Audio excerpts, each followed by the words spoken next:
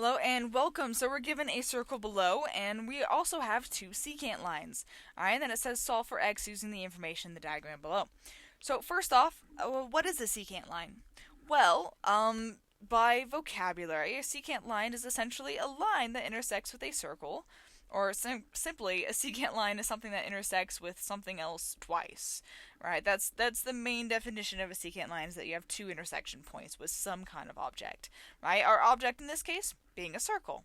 Now, if it's a tangent line, then that just means that it only intersects the circle once. So if we had the line that maybe went a little something like this and hit at that single point right there, that would be an example of a tangent line. Okay, so that just means how many times the circle is intersected by the line. That's all it means.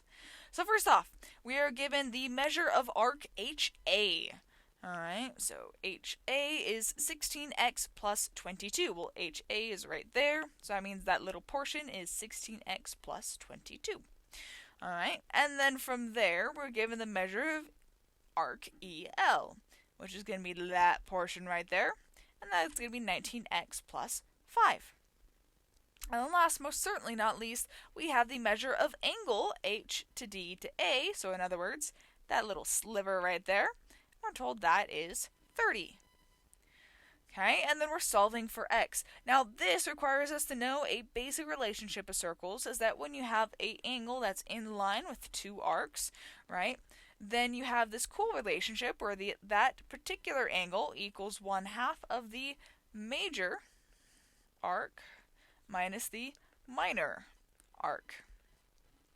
Okay, where the major and minor arc. So arc is going to be, arcs are your orange and yellow lines, okay, and major versus minor just means smaller or larger. Okay, a major arc is the larger of the two arcs, right? A minor arc is the smaller of the two arcs. Now there's a lot more definitions that are a little more precise with that kind of definitions of major versus minor, but for what you need to know, just know the larger of the two, major, smaller, minor. Okay, so our angle is 30. The 1/2 is always a constant, always there. Major arc is 19x plus 5. The minor arc is going to be 16x plus 22. Now this is the most common mistake that I see students doing, as though they'll write it just like this, and then they'll combine their like terms, solve for x, no problem, and then they'll be marked wrong and they don't know why.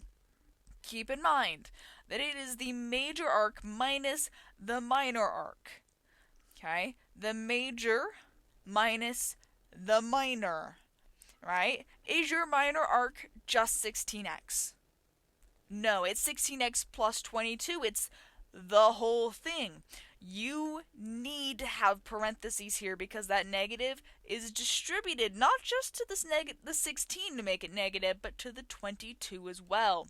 So we have 30 equals 1/2, and now it's 19x plus 5 minus 16x minus 22. And now you're good to combine your like terms, right? 19 minus 16, that's 3. 5 minus 22 is going to be 17, so minus 17, 1/2 still in front, equals 30.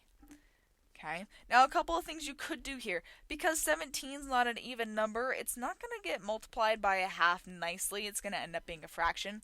I like to avoid those if I can, so then I'd say, alright, well, I'm going to multiply both sides by 2. Because what is 2 halves? Well, 2 halves make a whole. In other words, they give you 1, and those will just cancel out. So then you have 2 times 30, 60, because what we do to one side, we do to the other, equals 3x minus 17. Now it's just a matter of solving for x. Add the 17, both sides, and get 77 equals 3x. Undo multiplication with division, divide by 3. And then we get x equals 77 thirds. Now from there it's just a matter of simplify the fraction if you can. Now in this case, 77 is 7 times 11. 3 doesn't go into either of those, which means that is not going to simplify, and your final answer is 77 thirds. Okay, and that's it. Not too bad, just biggest thing is just remember those parentheses when you're going through these kinds of problems. Alright, thanks for watching.